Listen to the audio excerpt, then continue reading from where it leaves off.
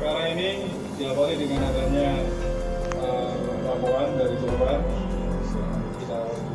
Kita lihat ada video viral terkait dengan ada seorang kurir, kemudian dalam memberikan barang titipannya oleh tersangka.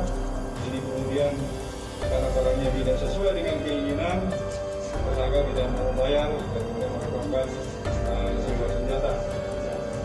Dari video tersebut kemudian tim dari Reskrim Polres Bogor beserta dengan Polsek PA melakukan penyelidikan dan juga langsung masuk kepada korban. Didapati keterangan bahwasannya tersangka korban ini benar mengirimkan sebuah paket ke rumah tersangka di daerah Desa Gunung Mulia di Tunjolaya.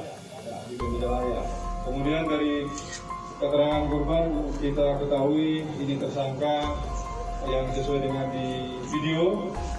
Kita datangi rumahnya, dalam keadaan tidak ada, kemudian kita tunggu cek lagi dan kita dapati tersangka.